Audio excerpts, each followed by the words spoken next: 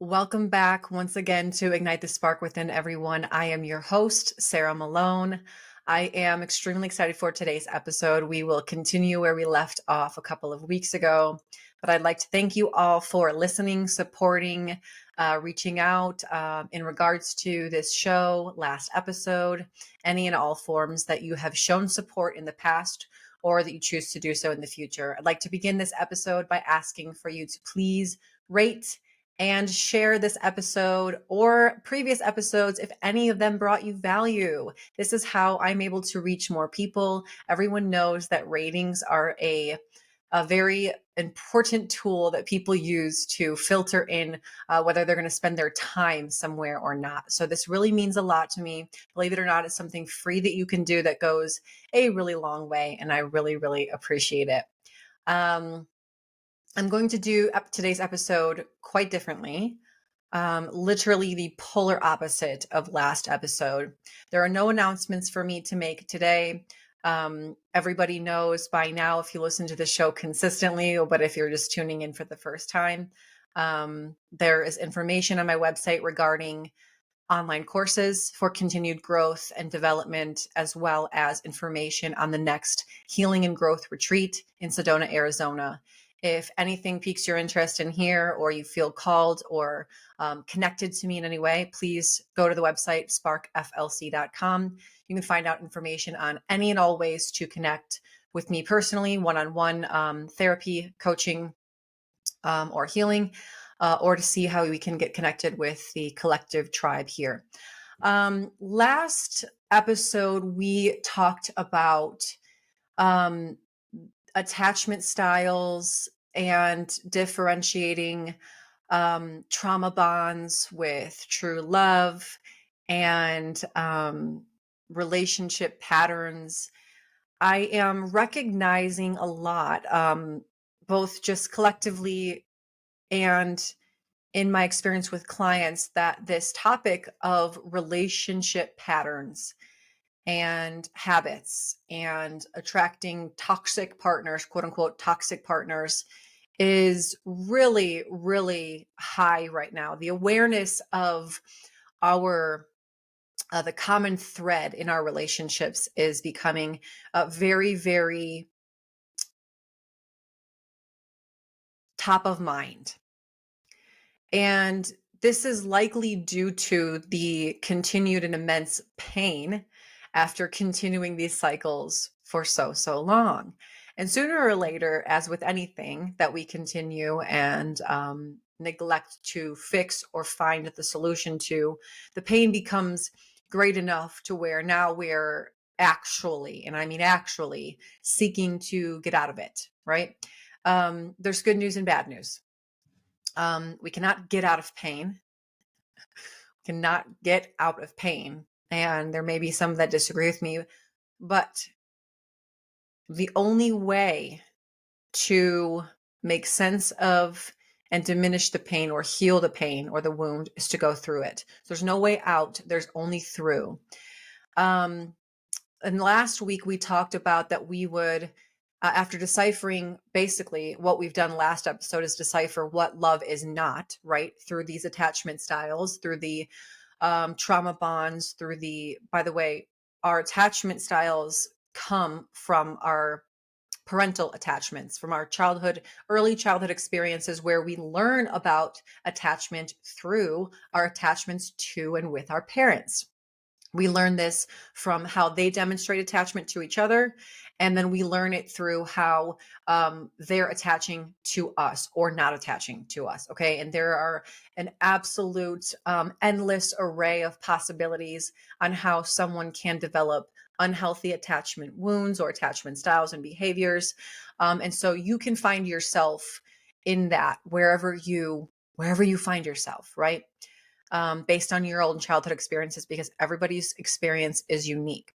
And we talked about at the end that we would go into love next and the topic of true love. And the only way I could think of to do this was without a script completely, and similar in fashion to how I would do in-person teachings or retreats or group gatherings, in the way that I am going to allow this information to make its way through me to you, um, because true love, the topic of true love, it's a spiritual subject. It's a spiritual topic, true love. And so our path to that will look a little bit different today. I don't have a plan. I have no plan, but I do know a lot about true love, not in the way that the world would describe or what we commonly think is love, but in a divine spiritual sense of what true love is. And so, in order to understand not only attachment and relationships, we've got to understand true love, um, because we've got to know if we're in it, if we're operating out of true love. And chances are you're not.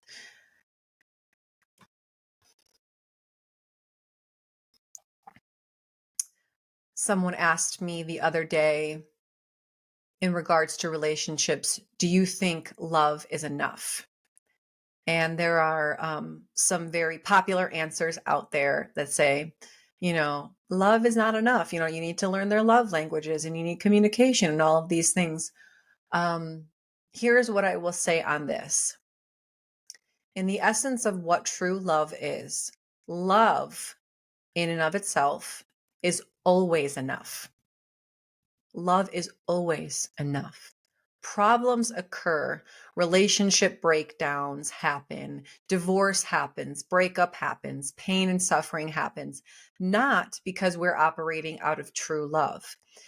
See, nobody can operate from a space of true love all the time. It's not how we're wired. If we were, we'd be Jesus. We'd be perfect, in essence, basically. God is love. God is love. We were made from the divine DNA of God, which means we are also love, but we do not operate out of true love all of the time. If we did, we would have zero relationship issues.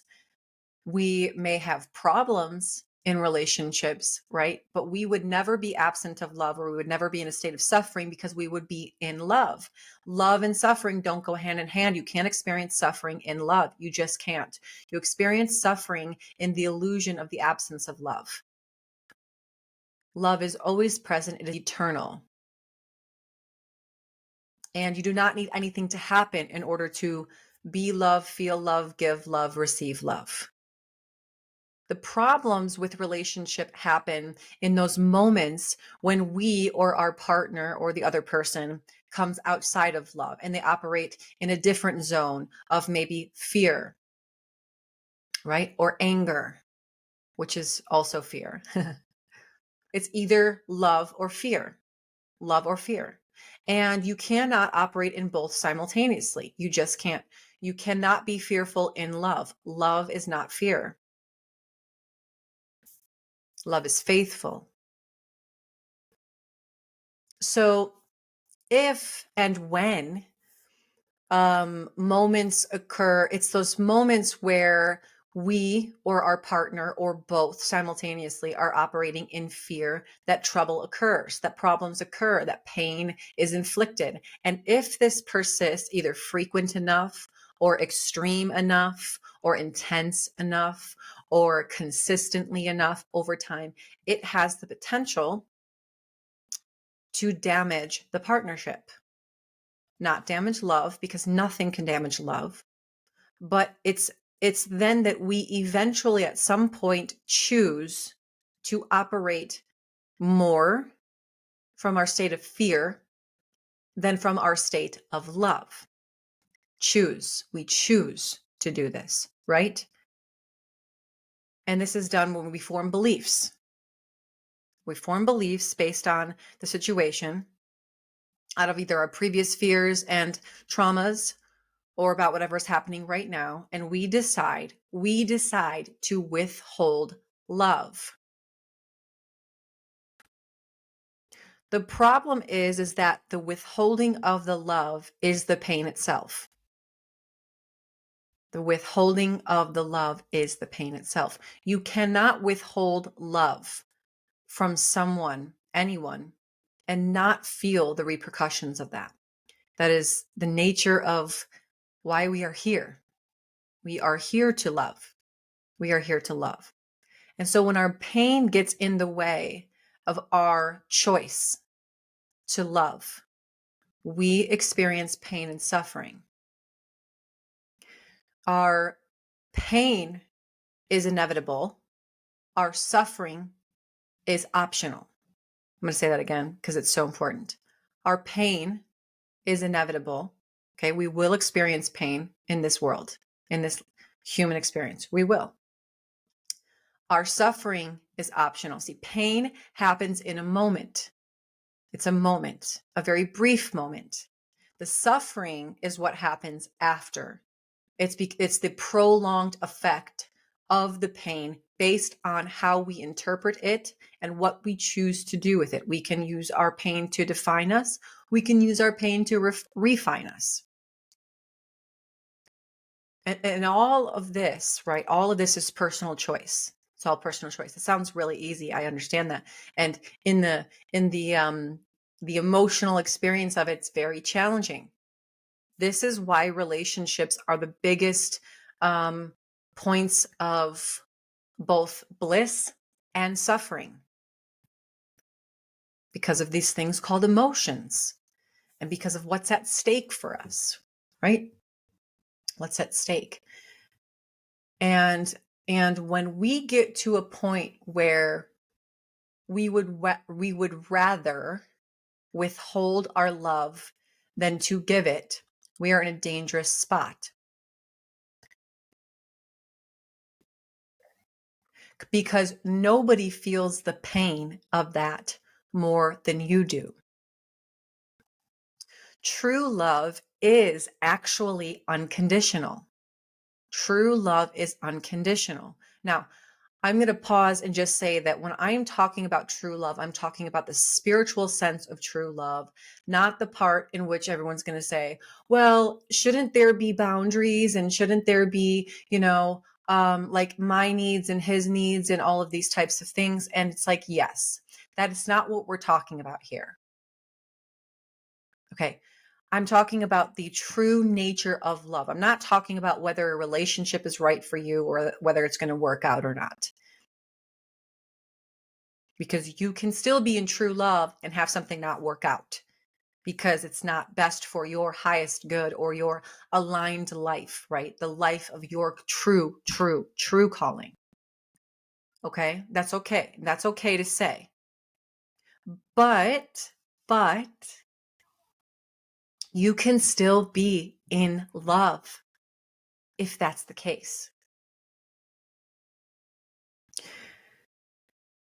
So back to true love. True love is unconditional. What does unconditional mean? Unconditional means that you, person, anybody, right? Because this is not just romantic love. This is just love.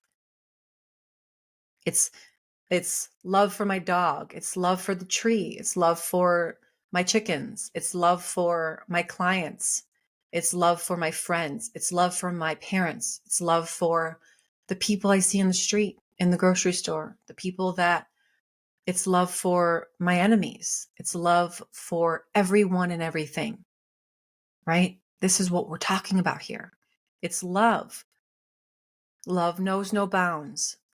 Love is limitless.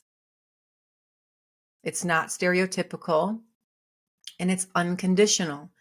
Unconditional meaning there is nothing that you need to do or say for me in order for me to love you. There is nothing that you need to do or say to me or for me in order for me to love you. Loving you is my choice. You don't have to deserve it. You don't have to earn it. Loving you is my choice because that is how I want to experience life. I want to experience life in love. And how you want to experience life is totally your choice. You can receive it or not. That does not mean that will not dictate the amount of love that I give to you through action, right? Love is not a feeling. We can feel moments of love. There are many different types of love, but love is it's way more than a feeling. Love is an action. It's an expression. Love is a state. Love is a frequency. Love is an energy.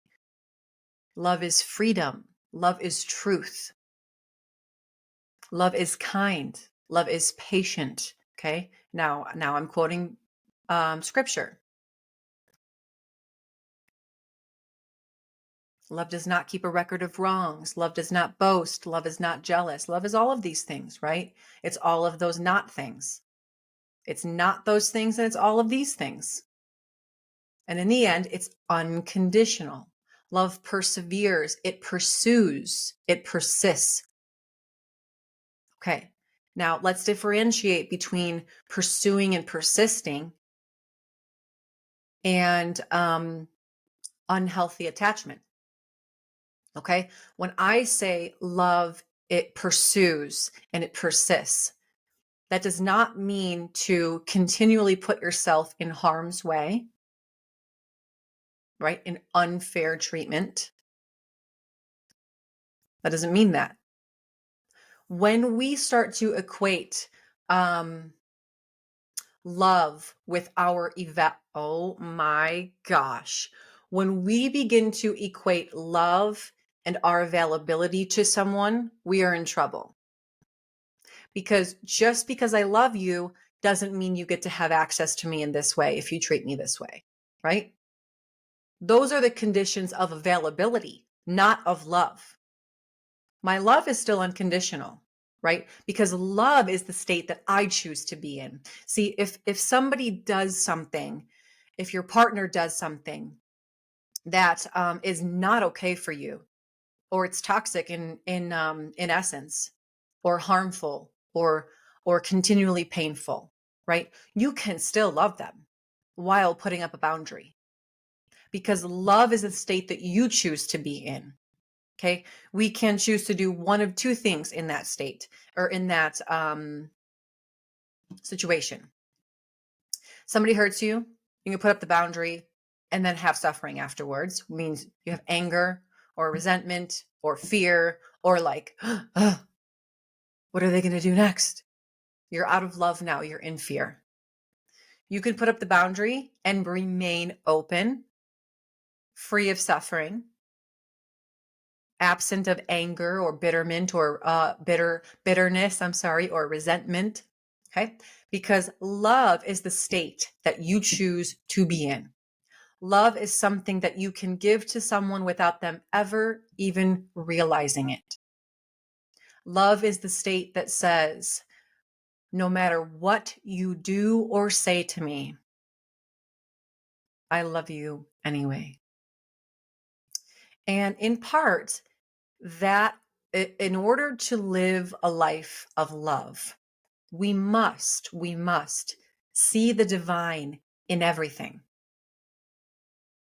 We must see the divine in everything because in its essence, the divine is perfect. The divine is perfect. And everything else of the ego or of this physical world, right, is fallible. It operates in a conditional state of if this, then that. If this happens, then I'm not going to do this. If this happens, it means this. If this happens, I'm in trouble. Okay. And all of these little ego parts begin to form our experience. And they take over, and the love is in the background. The love didn't go anywhere, by the way. You can't lose love. You cannot lose love. I'm going to repeat that. You cannot lose love because love is all the time. You can only choose to operate in love or not. And so all of these little egoic parts begin to run the show, and they tell us what I would call little lies, right? And I am so not exempt from this experience. It's like I deal with this all the time, right? Little lies that creep in, and they kind of weave themselves into the fabric of our being. And they weave into the state of love. And we get confused. We get confused about what love is. And we confuse love for attachment. We confuse love for a feeling. We confuse love for what am I getting here? We confuse love for care. We confuse love for a partnership, right? I don't need my partner to be in love. He doesn't need me. I don't need my partner to do anything for me that I deem acceptable or not in order for me to love. True love. Now, let me point out most of the world, most of the world does not operate out of true love. So it's very hard to look to humans as a model of like, what does this true love look like in relationships, right? The only real model we have of this truly is Jesus. He's the only one. He's the only one who demonstrated and modeled what true love really looks like because he is love.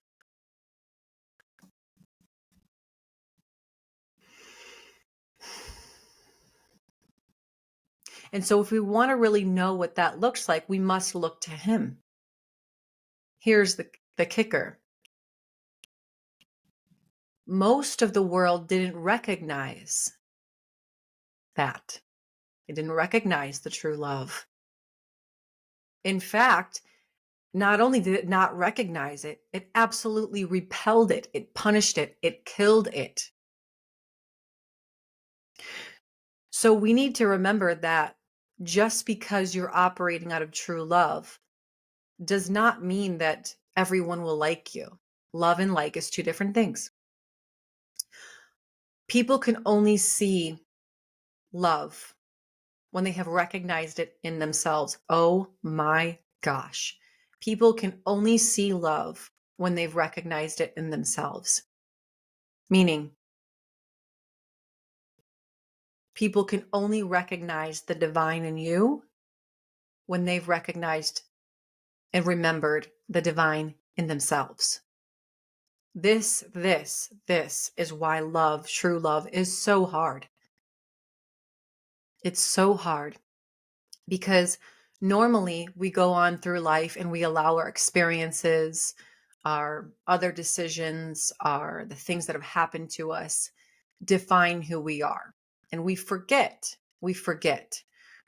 how truly cared for and our identity, our divine identity, we forget. Okay. And we become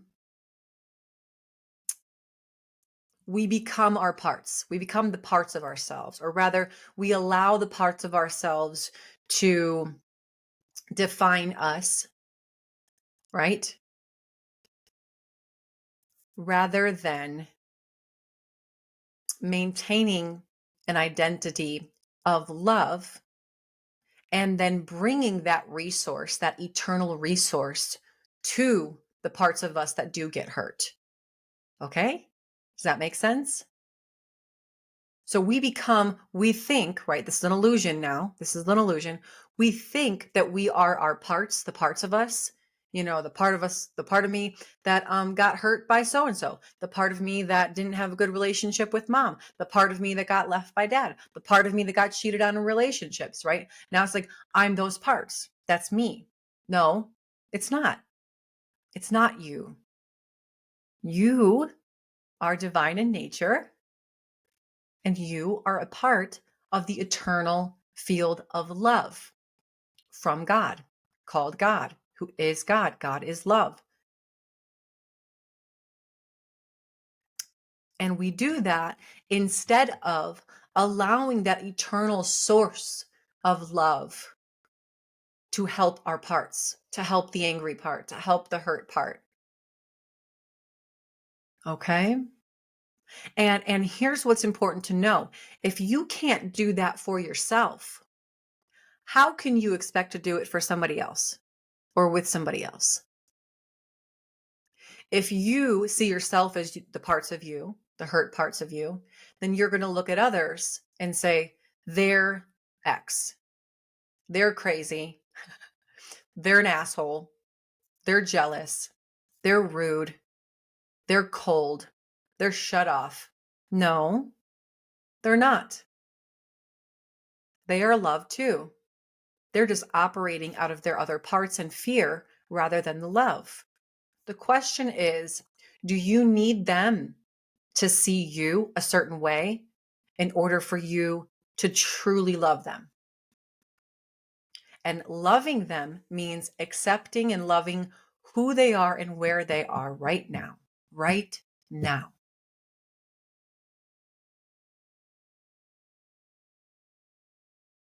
True love is always enough. It always is enough.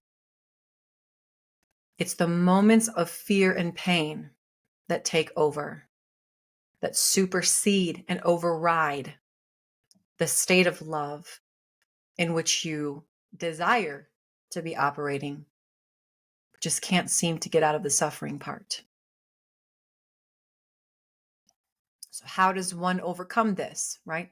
How does one overcome the fear and take up their love at all times? Well, in any moment, there is a choice. There is a choice on how we choose to interpret what is happening. And a question that I always like to ask is, what would love do? What would love do?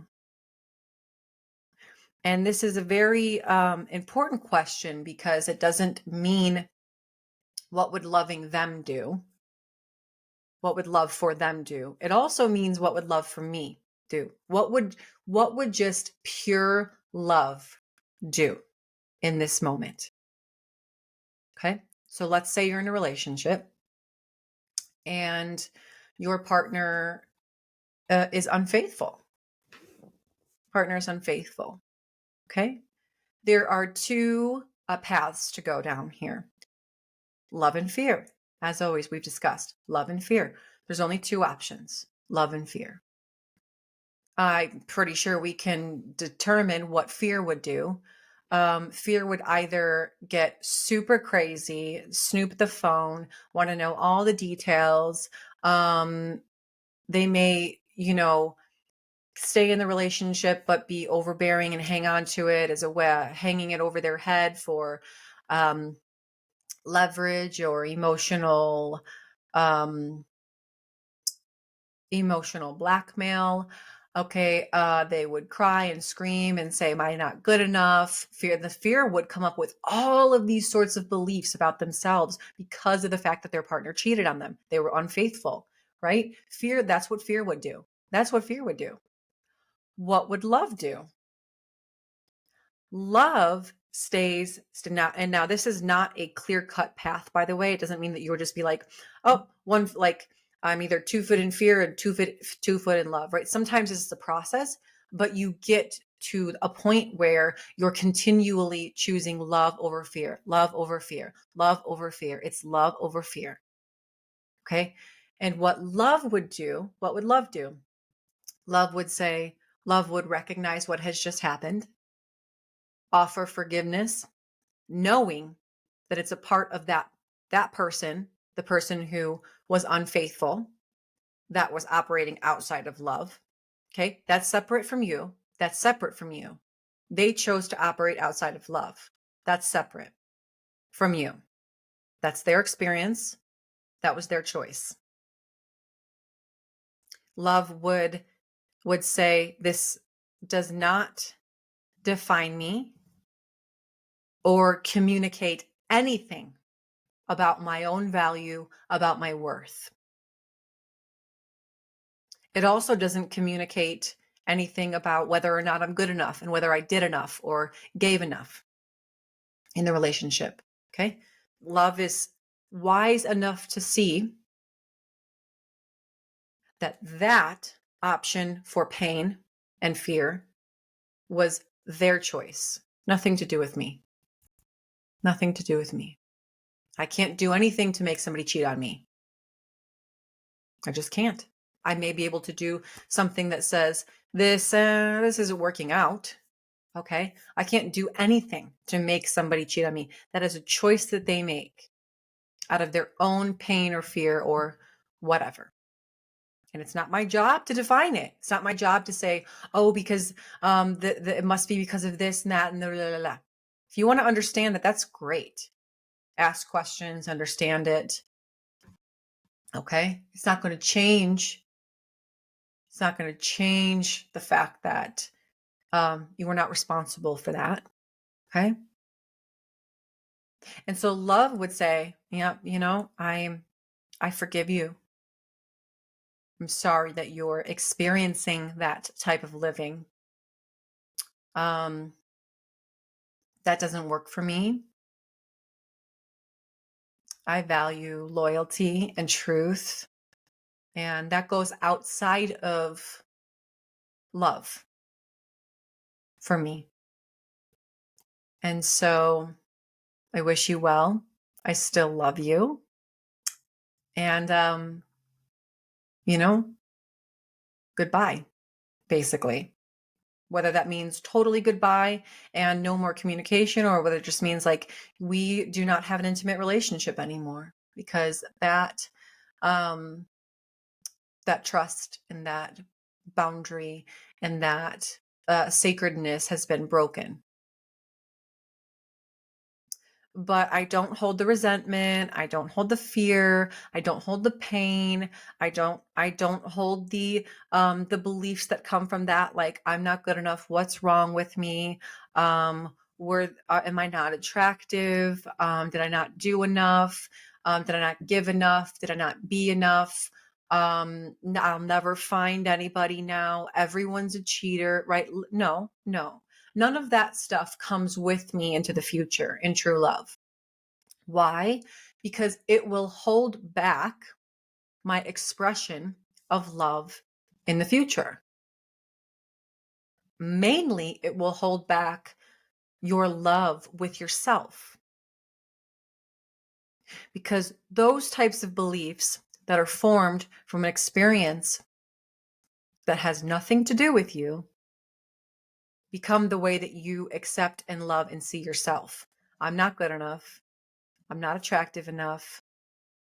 People aren't faithful. I'm not special. Love isn't special. All of these sorts of beliefs, right? All the lies. All of the lies. True love moves forward unscathed, still pure, and pouring out in abundance, right? Because no person and no experience has the power over your love. No person and no experience is more powerful than love.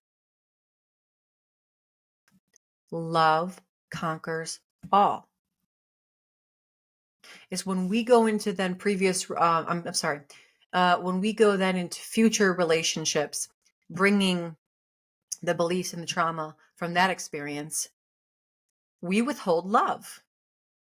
We withhold love out of fear. And when we withhold love, we hurt. The love that we withhold becomes the love that we are unable to experience. And that is why we think that we're in a deficit, that we're in a state of lack. That we say, I want love. You have it. Or I want somebody to love me. Love yourself. I want to find love. You have it. Access it.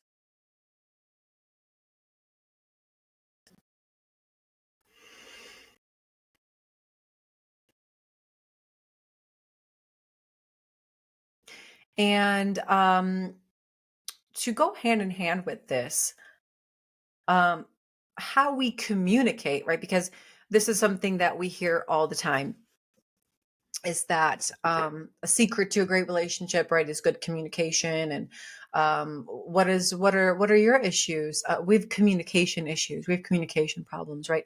Communication breakdown is tricky because um, there are too many opportunities during communication to slip out of love and into fear based on what somebody is saying and what it means to us, right? How does that impact? How does that cause our brain to start thinking of all the ways we've either been hurt, or what does this mean?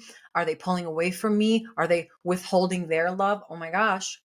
Okay. But in a state of pure love, we realize that that can never happen, right? That can never happen. And we know that even if my partner begins to hold back from me, I will never be lacking in love. Now, this is very idealized in the way that I'm speaking about it, because it's a very more of a fundamental truth than it is practical. It's like, look around you in the world. Where do you see this happening? Not a lot of places. Why? Because we're all human. Is it possible then for us to have true love in a relationship? I think yes, but not all the time. I think the only place that we can experience that is with our relationship with God. And that's why it's so important to have one. So that we are never going into our relationships or friendships in a state of perceived lack. A lack of love is suffering, or the illusion of a lack of love, right? So when we're not tapped into that eternal ocean of love, we are in a sense in a desert, an emotional and spiritual desert. We are parched, we are thirsty, we are hungry. And what does a thirsty or hungry man or woman do? They get desperate. We get desperate.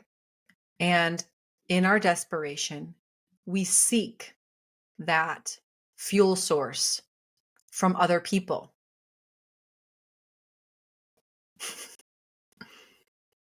In our state of desperation, we think that other people, oh my gosh, we think that other people can quench what only the eternal ocean of love, meaning God, can quench. And we come up empty, unsatisfied, unfulfilled, unsatiated. And we wonder why then we continue to experience suffering. But I thought this person was the answer for me. I thought they were my source of love. No, they were an opportunity. Oh my gosh. They were an opportunity for you to express the divine love that you should have within you. And you do. Your inability to access and freely accept the gift of eternal love is the cause of your suffering. Not the fact that he or she said whatever they said, or did whatever they did, or broke your heart, or betrayed you, or whatever it is. Whatever it is. Your inability to accept and tap into the reservoir, the living river, the living water of love is the reason for suffering. Problems came when you jumped out of that pool of love onto the dry land, hoping to be covered, realizing you're not, and then looking for it everywhere else. And communication breakdowns happen when we step outside of love. We listen through the lens of, again, our parts. We are listening through the lens of either I don't want my biggest fear to become true, or I need to confirm this. See, I told you nobody cares about me. See, I told you all men are pigs. See, I told you fill in the blank. Fear.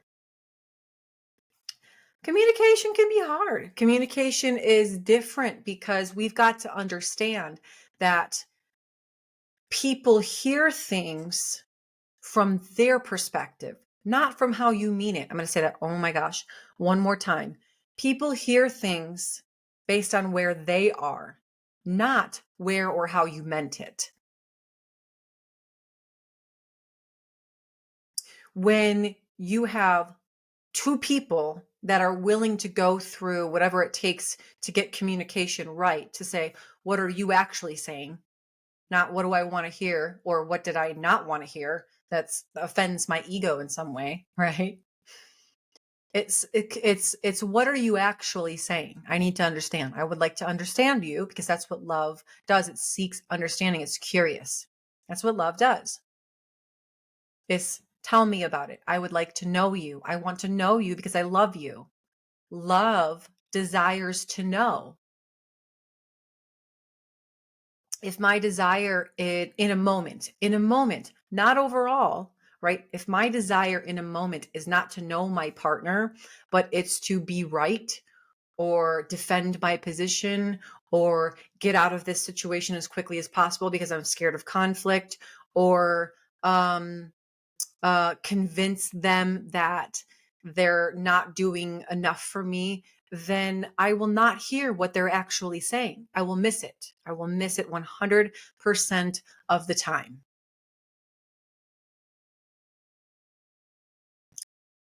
And their reaction to that or their ability to remain in love or go outside of it will dictate whether or not we have a straight up blow up and a we missed each other moment, right? Or not. And these can happen on a small and a large scale.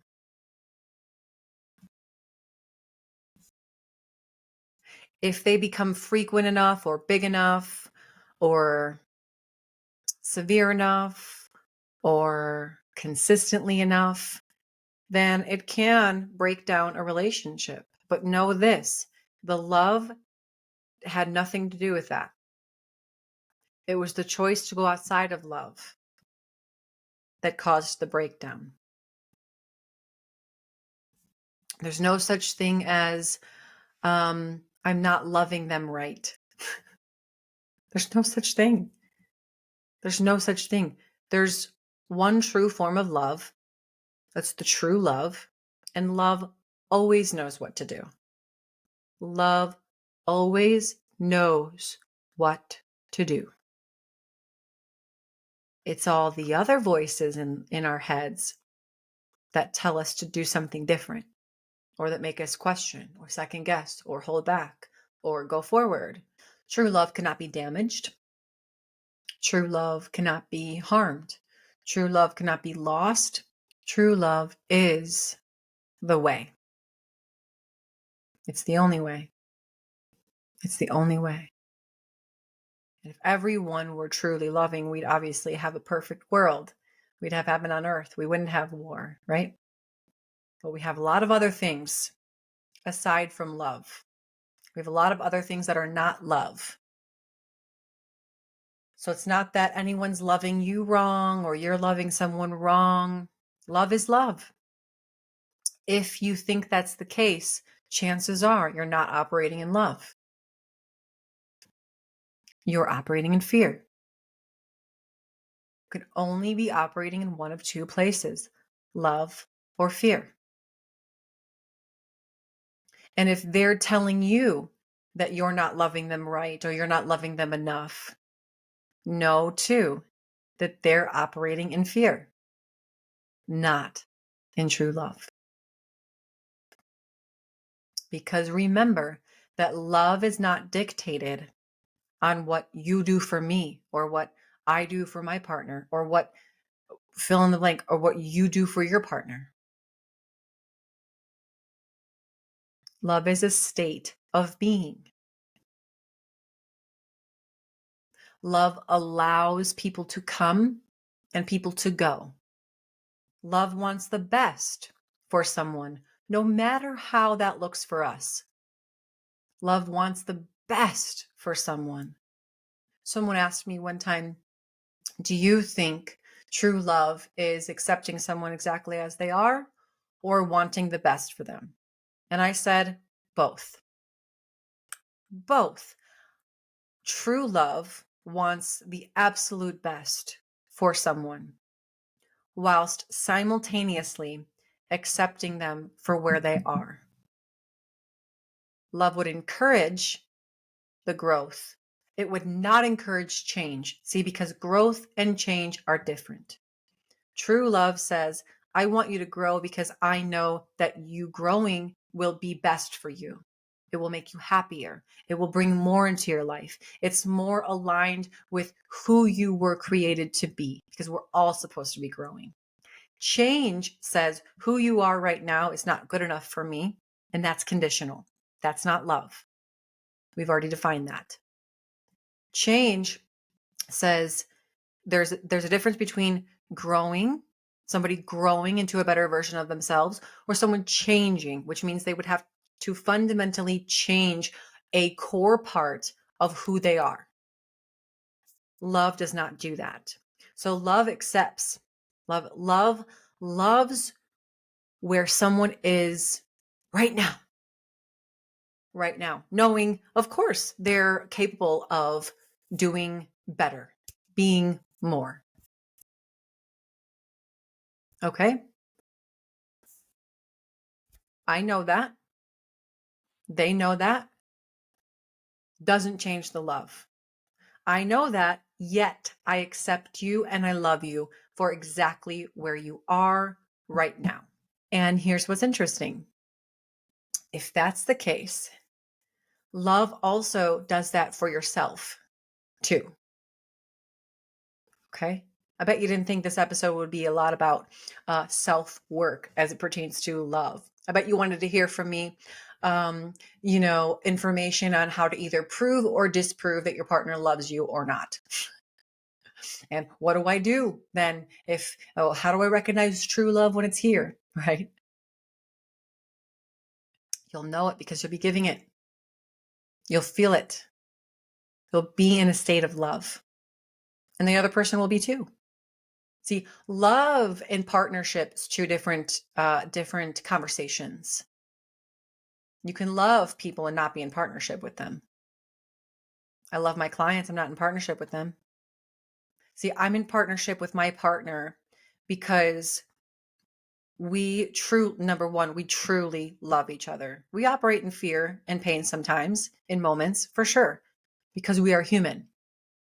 But yet we both have the same values that make us aligned for each other for this life experience. It makes us aligned for the purpose that we're individually here to do and collectively here to do, right? That's why there is partnership there. Because in a way, he completes me, and in a way, I complete him. Bet you didn't want to hear that either, especially women out there that are independent and I don't need anybody to complete me. I have some news for you. Yes, men and women, we are not supposed to do life alone. We are here to complete each other. Not in a way that says, I'm incomplete without you. In a way that says, I am more complete. My life is more complete with you in it than out of it. Right? I need my partner to be the absolute highest version of myself. I can still probably complete my mission and my purpose without him, right? But I need him in order to be the full completed version of myself. Because if I just completed my mission without him, there would be something missing, and vice versa, right? I knew that that was a missing puzzle piece. And that love, that state of love that exists, is something that we choose. We choose. Even if there are moments when we don't choose it, we eventually choose it. And that is why the partnership works. Just because you love someone does not mean the partnership or the relationship will work. That doesn't mean love's not enough.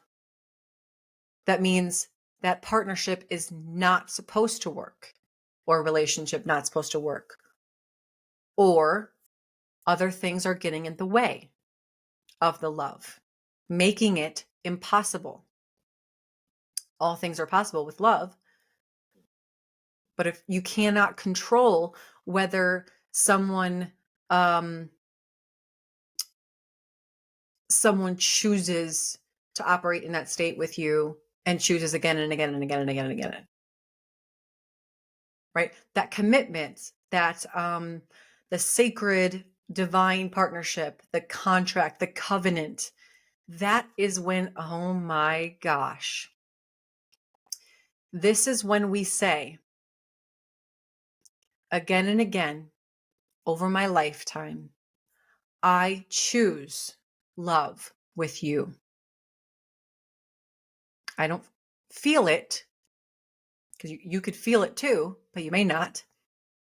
But it says, I choose love. I choose love. I choose you again and again. I choose to love you again and again, even when it's scary to do that, even when it hurts my ego to do that, even if it's painful to do that, save for the people in relationships that are physically dangerous and highly manipulative and toxic, right? That's not what we're talking about here. That's not what we're talking about here. But when you have that true love and you make that covenant and you come into the partnership, it says, I, despite the pain, despite whatever's happened, despite whatever I think, I choose to love you again and again and again. And that's what it means talking about, marriage and covenants and contracts and partnerships, is that you choose to love. You choose to come back to love again and again and again.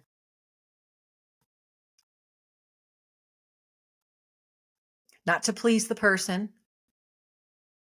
not to avoid conflict, not to do anything but the mere sake and the sacredness of love itself. Love for the sake of love, not love for the sake of the person or the marriage or the relationship.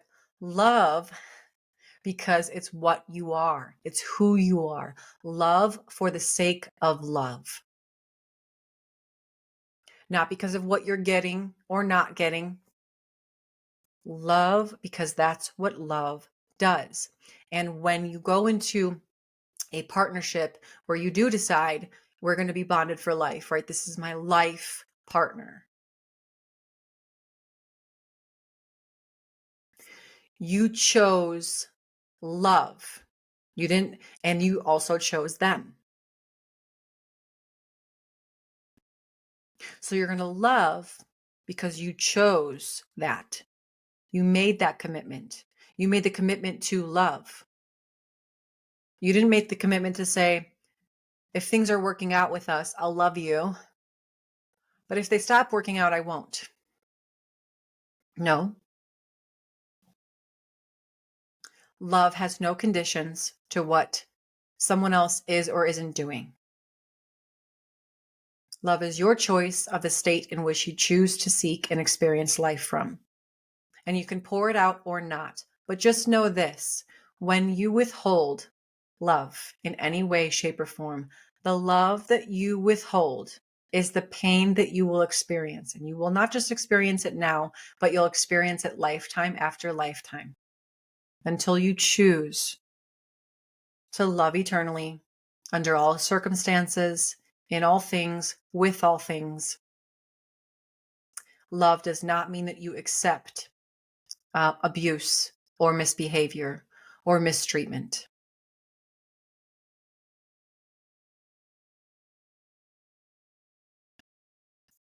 Jesus was flogged, whipped, beaten, betrayed.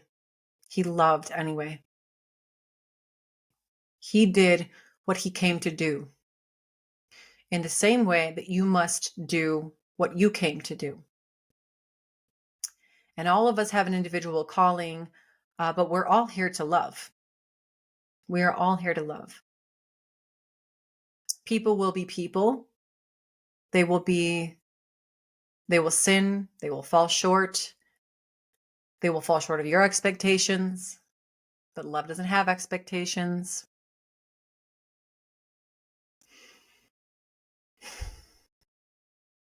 So in order to do this, we must start with ourself, of this elusive thing that we call self-love. What is self-love? Oh my gosh.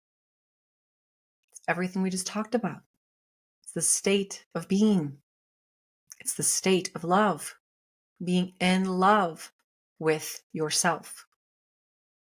Love is graceful. Okay. I'll go through the scripture again. Love is patient. Love is kind, on and on. It's not jealous, does not boast, doesn't keep record of wrongs. Love conquers all.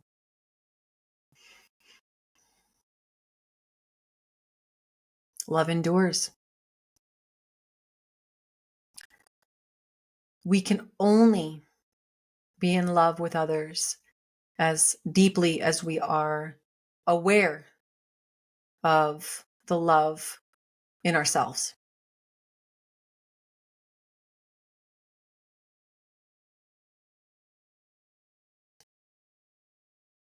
In a nutshell, this is mental health. This is mental health. It's our ability to work with ourselves and consistently choose love. It's the ability to go inside, to look inside, to be with what's inside and love it all. Because love allows things, oh my gosh, love allows all things to come back to its natural state of being, which is all harmonious.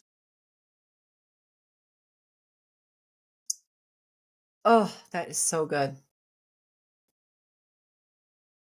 Love is what allows things, people, parts of you, anything to come back to its natural state.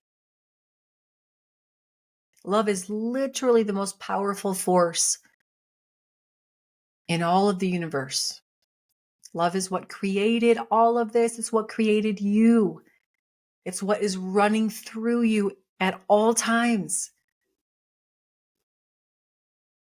And love is what will bring the parts of you back to their natural state in harmonious operation within. And when you do that, you're able to extend that outwards to others and give them the chance or the space to come back to their natural self, which is harmonious and in love as well. It may not, but again, that does not dictate your expression of love, the amount of love you have. Everybody will do their own experience, and everybody will make their own choice, love or fear. In any moment, come back to love, come back to love, come back to love, and choose it again and again and again. This does not mean that all your relationships will work out. In fact, a lot of them won't, because love is hard to recognize, because most people don't realize they have it. This isn't the answer to all of your relationship problems, but love attracts love. Love attracts everything, really. So if you want to attract the partner of your dreams, the relationship of your dreams, or to end the patterns and cycles of toxicity and attachments and all of these things, you've got to start with yourself. In being oh my gosh, you've got to start by being the love you wish to experience. Be it for yourself, be it with yourself. Nobody, and I mean nobody else, will, oh my gosh, nobody else will be able to love you the way you can love you. Do you know why? Because nobody can possibly know you the way you know you.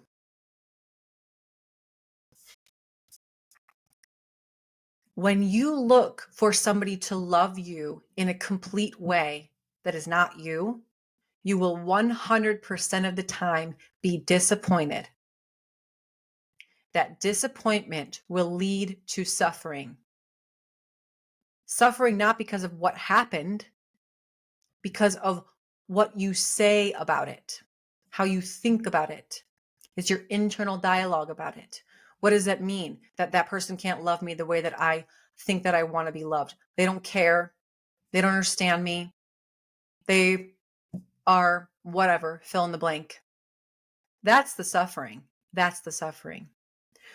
When you can acknowledge the truth that nobody can love you the way that you love you, and nobody can know you the way that you know you, you will free yourself of 99% of expectations that you have from others that will consistently and continually go unmet and lead you into potential suffering.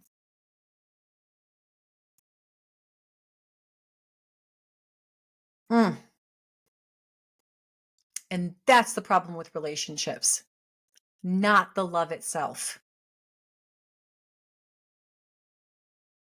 Because 99% of the time, you can look back and say, in this moment, we were in love. And when I say in love, I don't mean like we had a feeling of love towards each other. We were in love. We were in states of love. Each of us were in a state of love individually and with each other. We maintained that. It's in that state of love that everything was like, woo, bliss. Everything feels perfect. It feels like my fairy tale. What happened? You came out of love.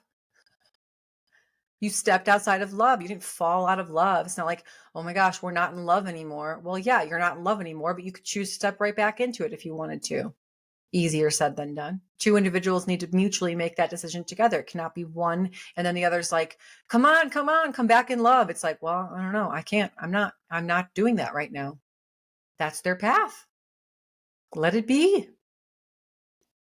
You can come back in love. You don't need them to do it. Own your love. And if they don't, it says nothing about you.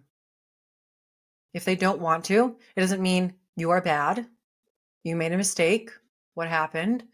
It's just their inability to step back into the love. Okay. That's not your control.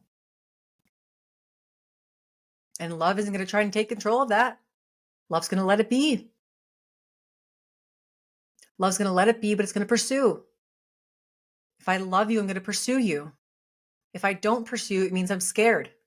I'm scared of rejection. I'm scared of pain. I'm scared of whatever. If I truly want you in my life, love would pursue you. It would let you know. It wouldn't stalk you. Okay. Don't get twisted. I'm not telling anybody to stalk anybody. I'm just saying If there's something you want, right? And this goes for non-people too. If there is something you want, a dream you want, you have a love for it. I have a love for my mission. I have a love for what I'm creating and building here. I have a love for something that you guys know nothing about, but is a huge, huge um, calling on my life. I have a love for that. I love it. I protect it. I pursue it. I pursue it every single day. I pursue it. I give it time. I give it attention. I hold it in my heart. I hold it in my mind. I ask, what needs to be done in order to do this? Because I love it.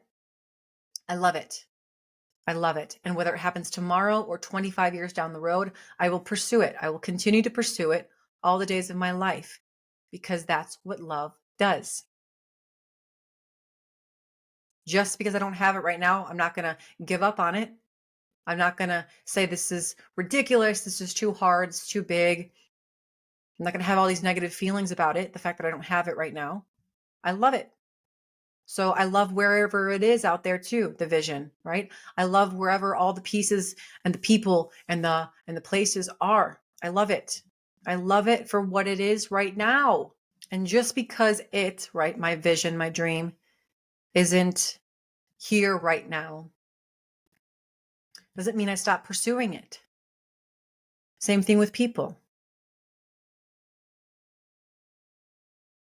Unless it's a door closed, a straight up door closed, do you ever stop pursuing something that you love, something or someone that you love? Anything else is fear. Point blank, period. It's the truth. And the truth is love. And love is truth. There are so many ways that I could have gone about this topic of true love.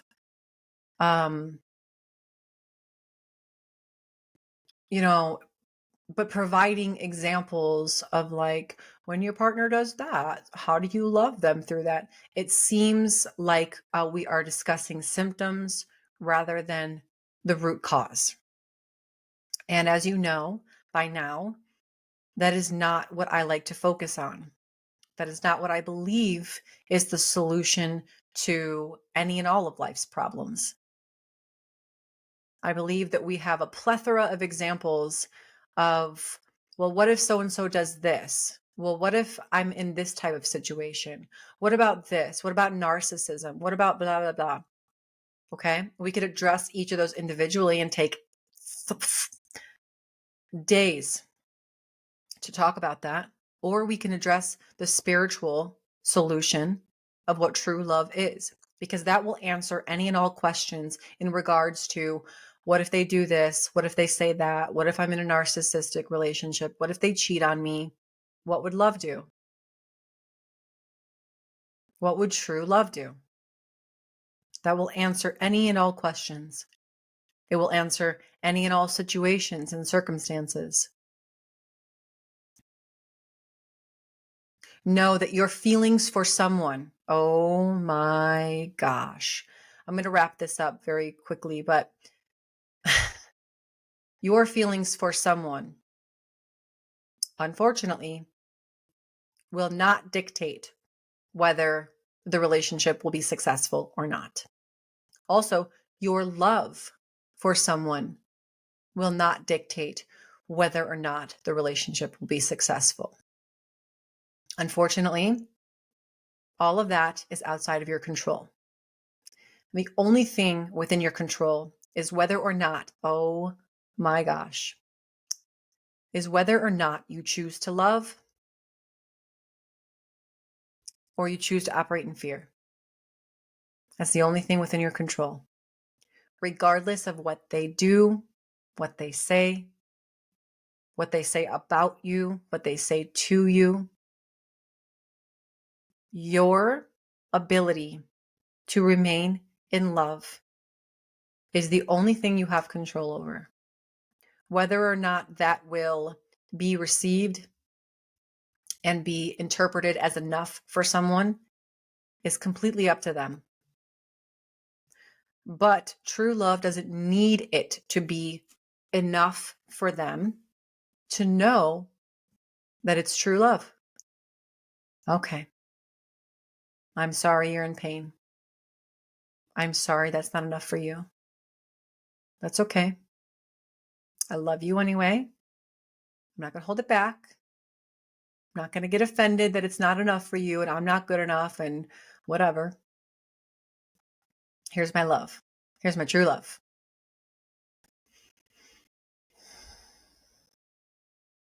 Okay.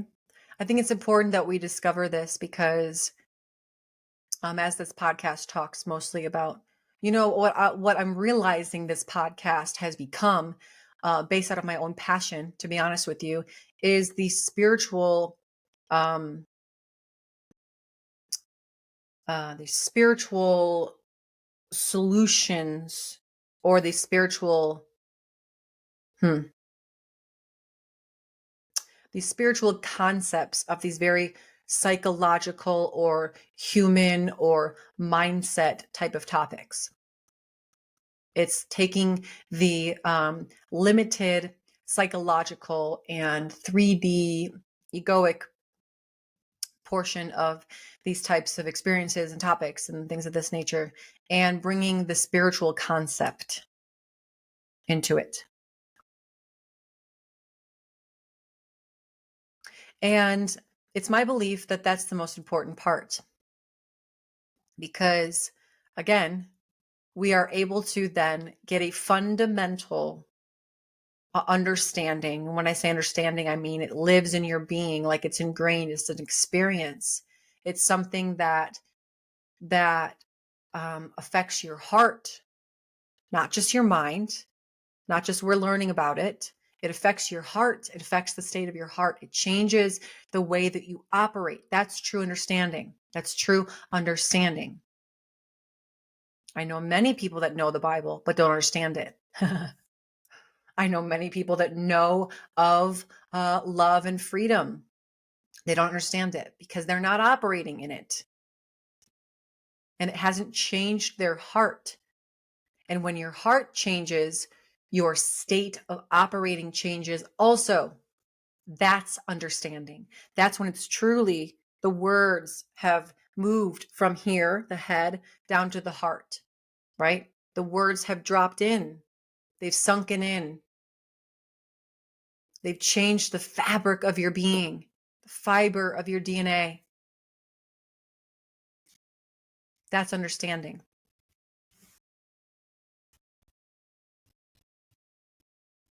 So when we understand these things and we operate out of them, all of the other psychological questions and all of these types of things become answered along the way because we're operating differently. We're not operating in the same mindset that had those questions.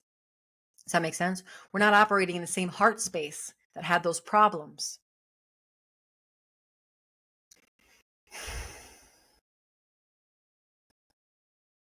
When we understand the root cause, we can solve it at a core fundamental level. And when we change, what changes around, when we change, what is around us changes also. So understanding these spiritual truths is the keys to the kingdom. It's the keys to the kingdom of many questions we have, right? Many pain points we have, many of the suffering that we have. It's the keys to the kingdom. Embodying it is something new. And that can only be your experience. I can't teach you that.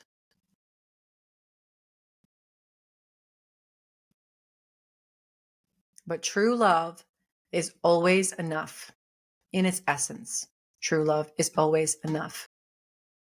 So how are you operating? Are you operating in true love? What percentage of the time? Where can you choose love today? What relationships would change if you were to choose true love?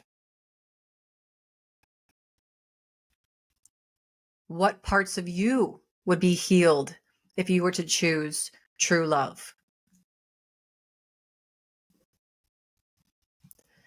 Be the love you wish to experience.